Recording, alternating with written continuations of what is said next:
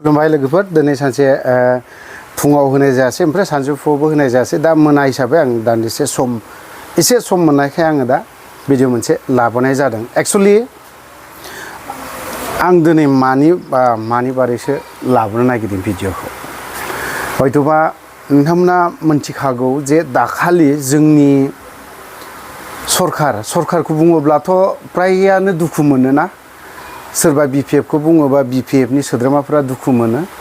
ओमफ्राय दा UPPL खौ बुङोब्ला UPPL नि सोद्रोमाफोर बा मेम्बारफोरा दुखु मोनो थ' बावहाय दुखु मोनलायनानैथ' जेबो लाब गैया जायखिजाया जों जा नुदों बेखौ बुंदों आरो जा खोनादों बेखौ खोनादों जोंनि दैदेनगिरिफ्रा माखौ बाखनायो जेब्ला नरेन्द्र मदि बा इलेक्शन कमिशनारा जुदि माबा मोनसे मोजां हरोब्ला धन्यबाद होयो ना गोबाङानो माबा मोनसे जायोब्ला बेखौ धन्यबाद होयो बेसिम थिग दं ओमफ्राय दा फैयै मा जों दाखालि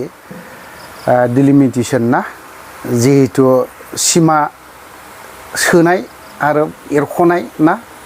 लकसभानि माबि बायदिसिना बेखौ बुंलायबाय थानांगौ दरखार गैया बेखौ मा जानो थांदों बेखौ दिनै फरायसा आफादनि आफादगिरि दैदेनगिरि बिथां मानगोनां बिथां p.boro बिथाङानो दिनै बुंनो गोनां जादों साबायखर होदों आं बिथां p.boro बिथांनिसिमबो मानो होननानै बुङोब्ला दिनैहाय जों सावरायफिनगोन बा माबाफिनगोन बेखिनि बाथ्रा बुंनो आं खोनानानै मोजां मोनदों बिथांनि स्टेटमेन्ट होनाय जाय हक बाथ्राफोरा बेसिम बिथांमोनावबो गोग्लैगोन दाया बिथांमोनावबो गोग्लैगोन दाया मिथिबाय बिथांमोना एसे दिनैनि बे खुंथायाव थानाय प्रमद बर' मोना दाखालि स्टेटमेन्टआव मा होदों धन्यबाद माखौ धन्यबाद होबाय थादों नोंसोरलाय माखौ लानानै एफाराब धन्यबाद होदों लाब गैया प्रमद एफाराब धन्यबाद इन्डिया गभर्नमेन्ट बिथांमोनखौ धन्यबाद होबाय थानानै लाब गैया नोंथांनि जायफ्रा मार्टियास जालांनाय जायफ्रा हमजानानै जियालाव दं बेफोरखौ धन्यबाद होदोंना होआखै मानो धन्यबाद होआखै आरो धन्यबाद होनांगौ मा दरखार दं बिसोरनोबोलाय जों मोननांगौ मोन्थायखौसो बिनानै लादों हा जों जायखिनि बुस्थुखौ मोननांगौ बेफोरखौ मोनियावनो नोंनि सोद्रोमाफ्रा दिनै मा होननानै बुङो नैबे सेक्रेटारि गेटआवहाय मानोथो एथम गावखो मा हिसाबाव गावखो दिनै मा जाखो दिनै इउजि ब्रह्मनि समस्ति ना बियो दिनै मा जादों जाय दिनै जों बड'फा उपेन्द्रनाथ ब्रह्म बेखौ बर'नि बिफा होननानै बुङो फरायसा आफादा बिफा होननानै बुङो आनखि UPPL नि CEM प्रमद बर'आबो दिनै बुङो बर'नि बिफा ना दिनै बिनि गामियानो हाबनो हाबाखैबा माबोरै जाखो जेनेरेल सिटआव माबोरै थांखो बेखौ धन्यबाद होदो प्रमद बर'आ ओमफ्राय इउजि ब्रह्मआबो बेखौ धन्यबाद होदो आरो गबिन्द बसुमतारी नोंथाङाबो दिनै 34 इयार्स हाग्रायाव थाना फैनानै सेक्रिफाइस खालामबोनाय मानसि नोंथाङा दिनै अदालगुरिया दिनैहाय दरंआवहाय दिनै हाबहैबाय बेखौ नोंथाङाबो इलेक्शन कमिशनारखौ धन्यबाद होदो मानो धन्यबाद होनो हायाखै बेखौलाय नोंनि बर' जायगाया दिनैहाय मानो थांजोबखो दिनै धन्यबाद होनो हायाखै माने बेफोरखौलाय ओरैनो नोंनि बे गेटआव हाबनानै धन्यबाद गासैखौबो धन्यबाद दिनै बे ड्राफ्टिंआ सोरनिफ्राय थांदों स्टेटनिफ्राय थांदों दिनै हिमन्त बिश्व शर्मा बेखौबो मानो धन्यबाद होआखै दिनैलाय होदो दाना UPPL नि सोद्रोमाफोरा UPPL नि मेम्बारफोरा जों मोजांखौ मोजां होनगोन गाज्रिखौ गाज्रि होननानै बुंगोन मानोथो दिनैलाय आबसुफ्रा दिनैलाय मानोथो दिनैनि बे खुंथायाव थानाय बा माखासे बाथ्राफोरखौ इनडाइरेक्टलि मानो बुंनो गोनां जादों UPPL नि बे प्रमद बर'खौलाय ओंखायनो आं बुङो गासैबो बिथिङाव जों धन्यबाद सोरखौबा धन्यबाद बेखौबो धन्यबाद गासैखौबो धन्यबाद होबाय थाजायालै मिथिबाय बावहाय जोंनि मोनथाम गोरोबथा जानानै थांबाय गोजोन गोरोबथाया जोंना मोनथाम जाना थांबाय एकर्डआ रावबो ट्राइबजों बेफोरबायदि खुनथाम एकर्ड जायाखै नर्थ इस्टआव अनलि नर्थ इस्टआव बर' जनगोष्ठिया दिनै मोनथाम एकर्ड खालामदों दिनै मोनथाम एकर्ड खालामनायखौ गुबुन ट्राइबफोरा दिनै मेगन सानो हमदों जों बर'खौ दिनैहाय थोल्ला बोखावलाजोबनानै होनो नागिरदों नैबे एकर्डआ आवगोलनि एकर्डफोरजों बा BSA एकर्डआवबो दिनैहाय मोजां जायासै आरो नांफिनलायलायबाय BLT नि एकर्डआव दिनैहाय BTC एकर्ड मोनदोंमोन दिनै बावहाय माखासे गोरा गोख्रों दङमोन दिनै जाय बुस्थु गोरा गोख्रों थाखानाय बेफोरखौबो दरं डिस्ट्रिक्टआव हरनाय बहाबा जेनेरेल सिट खालामना होनाय मा जाखो बेफोरलाय जोंनि नैबे BTR आव डेभेलप माबायावहाय साबसिन हामसिन गोरोबथायाव गोजोन सुक्तियावहाय मा जानांगौमोन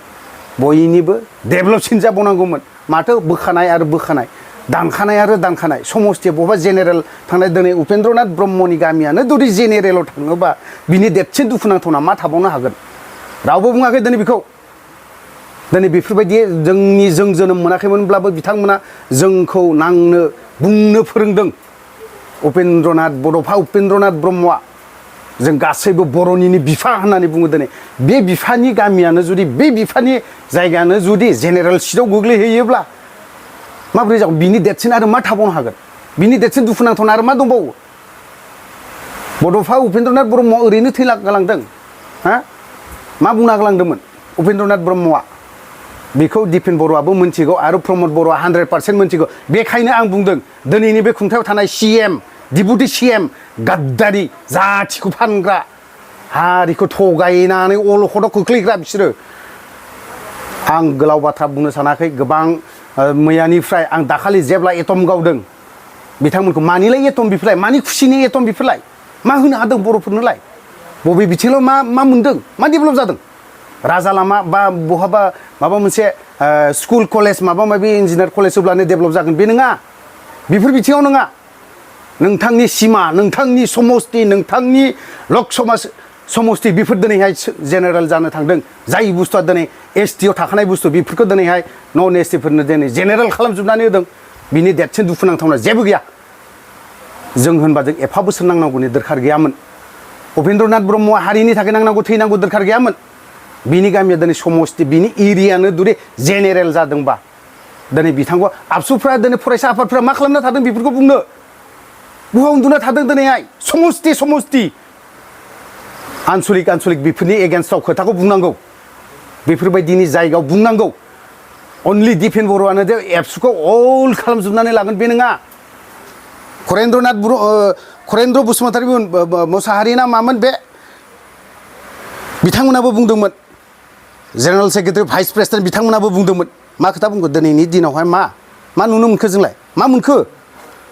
मोनखो दिनै बेफोरबायदिखौनो जुदि मोजां मावजोबनो हायाखैबा NDFB प्रब्लेमखौ माला फोजोबगोन NIA केस नांनानै थानाय बेफोरखौ दिनैसिमबो जेबो मावफुंना होनो हायाखै मानि गोजोन गोरोबथा जाखो बेफोरलाय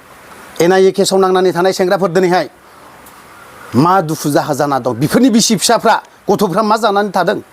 सोरनिबा बिसिया दिनै सोरनिबा मिसनावहाय न' सिबग्राब्लाबो जानानै थादों सोरनिबा गथ'आ दिनैहाय सोरनिबा मोसौ गुमग्रा लावखार जानानै दंहैयो सोरनि गथ'फ्रा जादों दिनै NDFB जायफ्रा NIA केस नांनानै जेलाव थानाय दिनै सोरबा थिफुरलाया बेफोरनि न'खराव थांना बुंहैदों नामा सोंहैदों नामा खबर लाहैदों नामा उदिस लाहैदों नामा सोरबा रेस्टुरेन्टआव थांनाय सोरखौबा सोबाहैनाय मानाय बेफोरखौ खालामबाय थाबाबो जानाय नङा ओंखायनो आं बुंदों जायफ्रा दिनैहाय बम गावदों एटम गावदों बिथांमोनाव पलिटिक्सनि बारै जेबो गियान गैया आरो जेबो आइडिया गैया जि समाव गावनांगौ बे समाव गावनो रोङा जि समाव रंजानांगौ बे समाव रंजानो रोङा अनलि जोङो लोंनांगौ जानांगौ एटम गावनांगौ बेखौल' गोरों जोंनि जेसेबां पलिटिसियान लिडार गिदिरफोर दं एक नाम्बाराव दिनै जाथिखौ फानग्रा होननानै बुङा प्रमद बर' सासे जाय बुस्थुआ दिनै जोंनि ट्राइबेल सिटआवनो थानांगौ बेफोर सिटआ दिनै जेनेरेल जानो हमनांदों माबेयावथ' दिनै रिजनालाय बेसेबा गिदिरनो नर्थ इस्टआव लायनो नर्थ इस्टआव 7टा स्टेटजों दिनै मोनसे रिजन मोनदों जों बर'आ मोनसेल' रिजन मोनदों हारसिङै जों बर'आ नोंनि बे बर' रिजना मा खालामदों दा मा दिन्थिनाय जादों बेफोरो मा रायजो राजानो मा खोन्थानाय जादों बेफोरो रायजो राजा दिनै मोजां मोनथिजोबाखै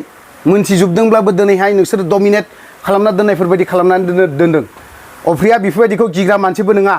सोनानै दोन जुदि आंनि बाथ्रा बुंनाया जुदि गोरोन्थि जुदि जादोंब्ला गासैबो बर' रायजो राजानाव क्षमा बा निमाहा बिनानै थाबाय प्रमद बर'मोननि थाखाय गबिन्द बसुमतारीनि थाखाय आंनि रावा बिस गोनां जानोबो हागौ आबसुनि दैदेनगिरि